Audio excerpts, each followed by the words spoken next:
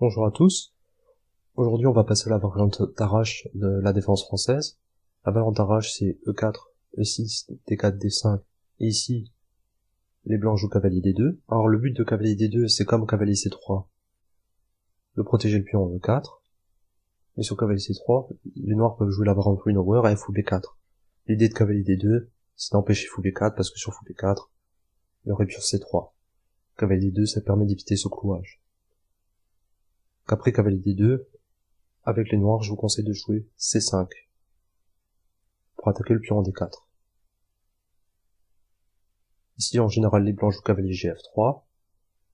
Il est aussi possible pour les blancs de prendre en D5, mais ça va transposer dans la variante qu'on va voir tout de suite. Donc, après cavalier Gf3, avec les noirs, on va prendre en D4. Et ici, il y a deux grandes variantes. On va voir en premier E prend D5, et on verra ensuite cavalier prend D4. Donc, C prend D4, E prend D5, et ici, on va prendre avec la dame en D5. Alors pourquoi on prend avec la dame au lieu de prendre avec le pion? Parce que quand on prend avec le pion en D5 risque d'être isolé, donc ça c'est jouable pour les noirs, mais c'est plus facile de prendre avec la dame, donc c'est ce qu'on va faire. On va faire dame prend, et après fou C4, donc pour se développer en attaquant la dame, on met la dame en D6. L'idée c'est de plus tard aller en C7 et d'attaquer le fou en C4, et de jouer fou D6 pour attaquer le pion en H2. On va voir plus concrètement ce que ça veut dire plus tard. Par exemple ici les blancs roquent, et là on joue cavalier F6. Il faut jouer cavalier F6, c'est le coup le plus précis.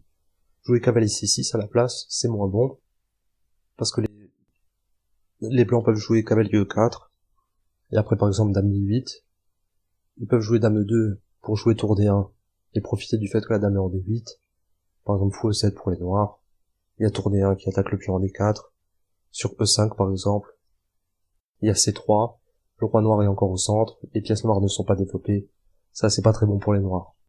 Pour ça que quand les blancs font le petit roc, le bon coup à jouer ici c'est cavalier F6 pour contrôler la case E4. Après cavalier B3 pour attaquer le pion E5 trois fois. Là il faut rendre le pion avec les noirs. Il faut pas essayer de s'accrocher au pion. Si on joue E5 pour s'accrocher au pion, on va avoir des problèmes. Parce qu'il y a tour E1 qui vient attaquer le pion E5. Et sur un coup comme cavalier C6, il y a fou F4 qui vient encore attaquer le pion E5. Et cavalier D7, cavalier prend D4. Le pion est cloué. Au roi en 8 et à la dame en D6. Et ça c'est une très mauvaise position pour les noirs. Qui encore une fois ne sont pas complètement développés. Donc, après cavalier B3, il faut pas essayer de s'accrocher au pion, il faut rendre le pion, pas simplement jouer cavalier C6. Après cavalier B prend D4, cavalier prend D4, on échange une paire de cavaliers pour simplifier un peu la position. Cavalier prend. C'est aussi possible de prendre avec la dame pour les blancs, on va le voir après. Le coup principal c'est cavalier prend D4, qui menace cavalier B5 qui attaque la dame en D6 et la case C7, donc on va jouer A6, on va empêcher cavalier B5. Et sur tour E1, c'est le coup principal des blancs. On joue dame C7, c'est le dame C7 dont je parlais plus tôt. Le dame C7 qui vient attaquer le fou en C4. Ici, il y a énormément de coups pour les blancs, mais on va se focaliser sur deux coups avec les noirs. On va regarder fou B3, mais avant on va regarder le deuxième coup le plus joué, c'est dame E2. Dame E2 pour protéger le fou. Ici, avec les noirs, on va jouer fou D7. Avec l'idée de faire le grand roc. Sur C3 par exemple, on peut jouer fou D6, venir attaquer le pion en H2. Ça c'est un coup qu'on va souvent jouer, c'est aussi l'utilité d'avoir la dame en C7, c'est pouvoir jouer fou D6. Et développer le fou en attaquant le pion H2. Et après H3, grand roc, fou E3, et roi B8. Les noirs ont enfin fini leur développement. Une idée thématique pour les noirs, ce sera de jouer fou H2 échec, pour provoquer roi H1, comme ça le roi en H1, plus tard dans la finale, va mettre plus de temps à se centraliser. Et aussi, après que le roi a bougé en H1, on peut jouer fou F4 et échanger les fous de case noire pour simplifier un peu la position avec les noirs. Donc le coup principal ici pour les blancs en général c'est pas dame E2, c'est fou B3. Ça c'est le coup le plus joué. Alors on pourrait jouer fou D6, c'est la variante principale, mais je vous le conseille pas personnellement. parce qu'il y a le coup cavalier F5. Cavalier F5 attaque le fou en D6 et le pion en G7. Et sur fou prend H2 échec, il y a un roi H1, et si les blancs font le petit roc, il y a cavalier prend G7. Et ça, c'est difficile à jouer avec les noirs, parce que si on prend le cavalier, normalement on devrait pas le prendre, c'est perdant. Il y a dame D4 qui vient clouer le cavalier F6.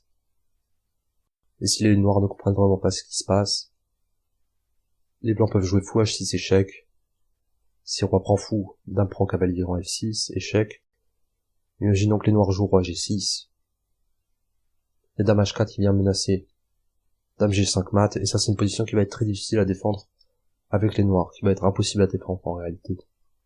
C'est pour ça que je vous conseille pas de jouer fou D6 dans cette position, je vous conseille plutôt de jouer fou D7. L'idée c'est de faire le grand roc, comme on a vu précédemment, et d'avoir une tour en face de la dame en D1. Après dame F3 par exemple, c'est pour anticiper la tour qui vient en D8 vis-à-vis de la dame. On joue fou D6. Et ici les blancs devraient jouer H3. Maintenant cavalier F5 ça ne marche pas vraiment parce que après la prise en H2 et le grand roc, si les blancs prennent en G7, le cavalier en F6 est en l'air, on peut jouer fou E5 pour le protéger. Et sur un coup comme fou G5, on peut jouer fou C6 pour attaquer la dame, dame E2, cavalier E4, attaque le fou en G5 et le cavalier en G7. Et sur fou prend D8, dame prend D8, on sacrifie la qualité volontairement, sachant que, avec les deux fous braqués sur le roc et la dame qui menace de venir en H4, les noirs ont une attaque complètement gagnante. Donc après dame F3, fou D6, cavalier F5 c'est pas bon, les blancs devraient jouer H3. Grand roc. Sur fou G5, qui vient attaquer le cavalier en F6 qui est cloué à la tour, on peut jouer dame C5, attaquer le fou et le cavalier, provoquer les blancs pour qu'ils prennent le cavalier en F6, par exemple, fou prend cavalier, G prend, on a ouvert la colonne G sur le roi blanc, ici dame prend, on peut jouer tour G8, imaginons tour AD1 pour venir défendre le cavalier, on a tour G6, on offre encore un pion en blanc en F7, tour F8, on offre un autre pion blanc en H7, c'est pas un problème, on vient de sacrifier 3 pions, on arrive à ouvrir les lignes sur le roi blanc et après dame G5, on a une attaque complètement gagnante sur le roc des blancs. Alors à présent on va regarder quelques sous-variantes, par exemple après dame F3, au lieu de dame F3, les blancs pourraient aussi jouer C3, grand roc, dame 2, pour s'enlever du vis-à-vis avec la tour en D8. Encore une fois, vous voyez, comme les mêmes coups reviennent souvent pour les noirs, c'est fou D6 qui vient attaquer le pion H2. Et après H3, on peut jouer par exemple H6, pour empêcher fou G5. Et après A4, simplement roi B8. Et on a une position très solide avec les noirs. Voyez, on fait le grand roc, on met le fou en D7, l'autre fou en D6, la dame en C7. On met le roi en B8. On n'a pas de problème avec les noirs. En quelle autre variante on peut regarder aussi? Donc dans cette position, quand les blancs viennent de reprendre leur pion en D4, il y a cavalier prend. En général, les blancs jouent cavalier prend, mais il est aussi possible de prendre avec la dame. Ici, on devrait échanger les dames avec les noirs. Et après cavalier prend, fou C5 vient attaquer le cavalier, lui poser une question, essayer de l'envoyer sur une case inférieure. Par exemple, cavalier B3 pour attaquer le fou. Et on revient au 7 simplement. On a développé le fou. On a mis le cavalier sur une mauvaise case en B3. Ici, normalement, les blancs jouent fou F4. Pour viser les cases de l'aile dame noire. Fou D7. Et fou E2, avec l'idée fou F3, de se servir de la paire de fous pour mettre le plus de pression possible sur l'aile dame des noirs.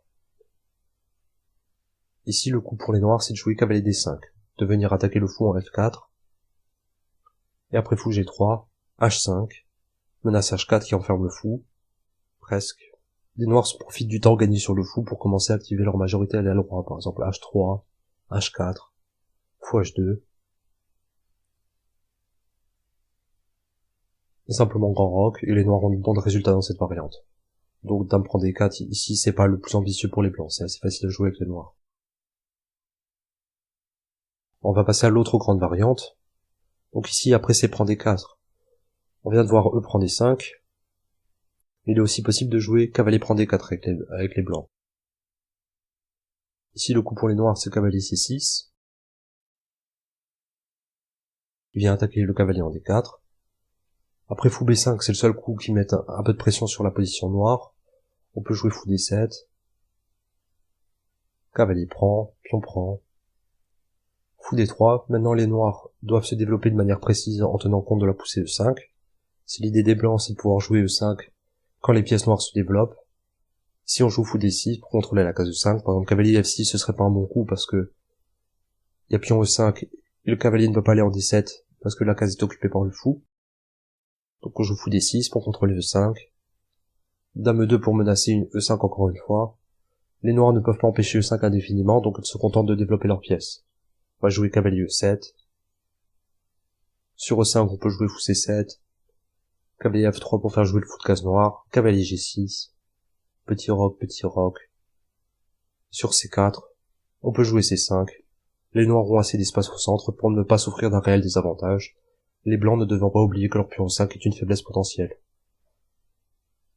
Donc ça, c'est une variante qui est aussi très jouable pour les noirs. C'est tout pour la variante d'arrache.